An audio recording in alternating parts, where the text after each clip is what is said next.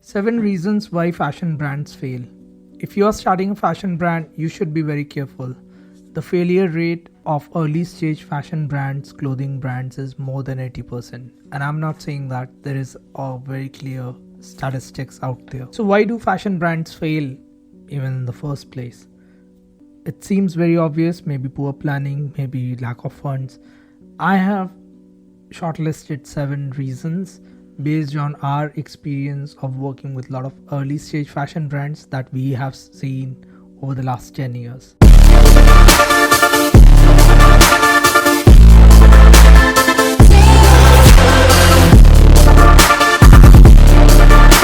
Hi, I'm Karan Bose, founder of Fuller Global. We are clothing suppliers to many well-known fashion brands.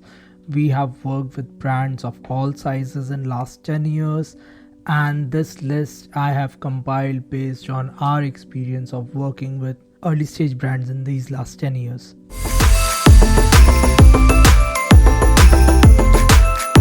The first and obvious that we think is inability to find a product market fit. Now, when I say a product market fit, it basically means you are trying to sell something to a market which already has too much of the same product. Think of, let's say you want to sell Lululemon leggings or Lululemon inspired leggings. There's like way too many Lululemon leggings copycats out there. There are way too many sports bra companies out there. So you are not adding any unique USP to the product. In fact, you are just bringing another copy. The world doesn't need any more of those cheap copies. I have done a separate video why that is going to be a cheap copy. I'm not going to talk about it here, but you should understand that finding that product market fit is very critical, and most fashion brands that fail, they usually don't have that product market fit in the early stage.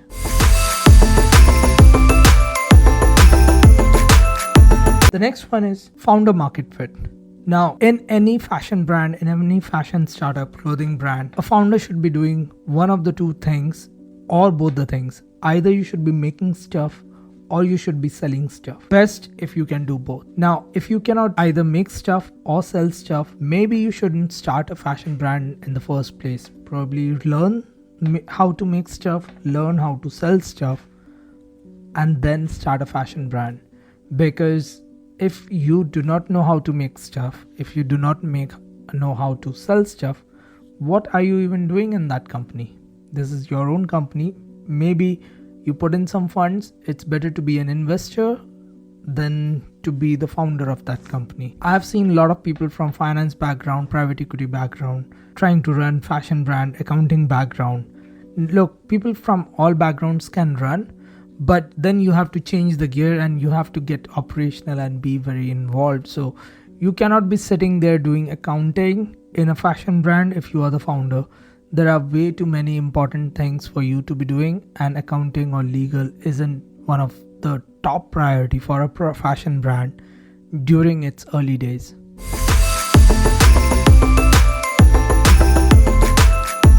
Another reason why fashion brands shut down is because they kind of run out of money. Very simple. But the way they run out of money is because of poor financial planning. Now, why does poor financial planning happens? Nobody starts a fashion brand thinking that, okay, I'm deliberately doing a poor financial planning, so I will eventually run out of money. Nobody starts from point A knowing that they will go to point B and only they will start with half tank full kind of situation. So nobody does this deliberately. It's just that they have a very poor understanding of merchandising planning, how much they can sell, how much they can earn, and how they can fulfill the gap in their revenue versus cost. I'll give you a simple example. I started my career with Uniqlo. Back in 2013, I was in their corporate planning and merchandising team. Uniqlo, until that point, was about 35-40-year-old company, probably like 50-year-old company, and they had data going back to 1970s. With that data, with that infrastructure, I think they had 1200 stores in Japan, 800 outside of Japan, worldwide. So that's like 2000 stores.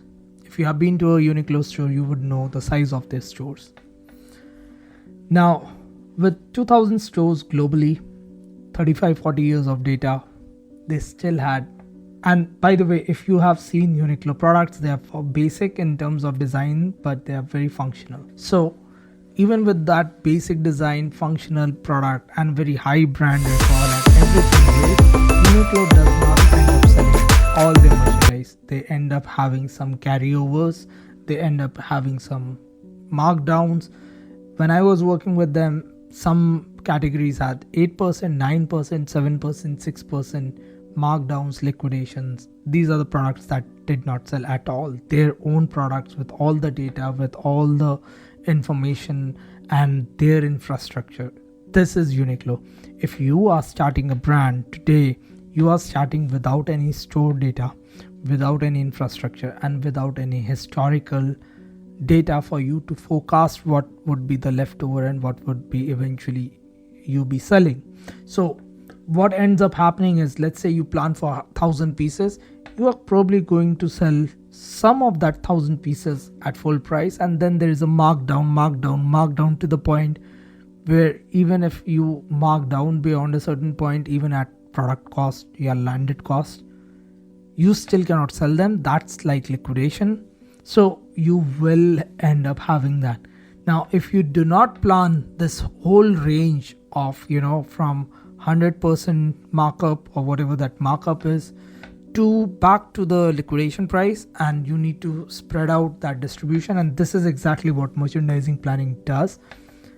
If you cannot do that and you hope that if you have 1,000 pieces and you are going to sell 1,000 pieces at complete retail price, you are delusional. You will end up running out of money.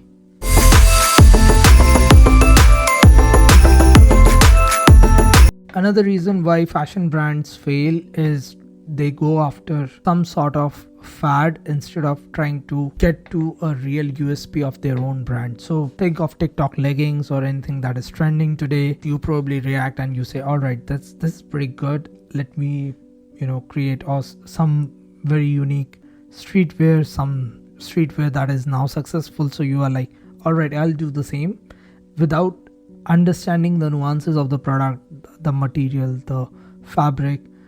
You do not understand that and you just want to ride the tide. It's good for drop shipping and some sort of quick copy paste turnaround pump and dump kind of scheme, but it's not good if you are trying to build a fashion brand.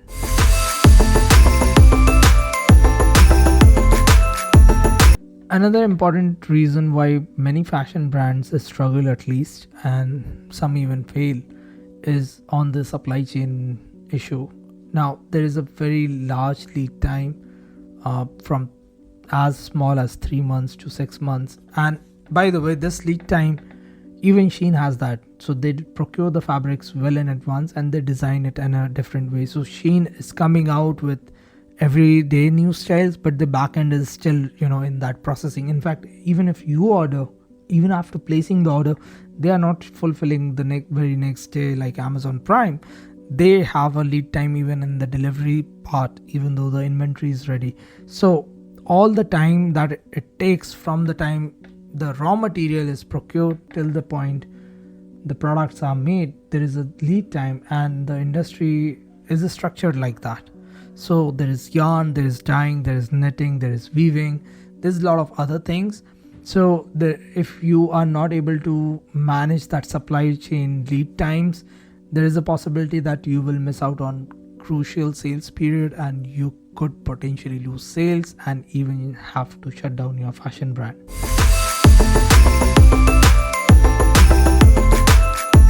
Another reason why many fashion brands fail, or at least they struggle, is poor delegation, particularly from a founder's point of view. Now, if you are a founder and you do not understand the time value of your own money, you do not understand the opportunity cost for your own time, you are putting not only yourself at danger, but you are putting your entire business at danger. I have a separate video on opportunity cost particularly. Go watch that. I have included the link in this video. It's very important that you understand your opportunity cost so that you can evaluate your time and every stakeholder that engages, whether it's your employee, whether it's your supplier, whether it's anyone, if digital marketing agency that you're planning to engage, once you know your time value of money and you understand the value they bring in, you will be able to make a better decision on delegation, one of the most crucial aspects of any early stage fashion brand.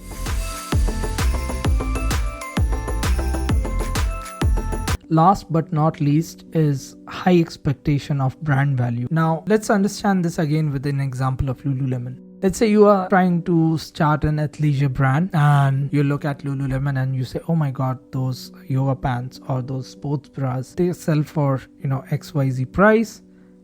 I pretty much have the same quality or using the same material, same design.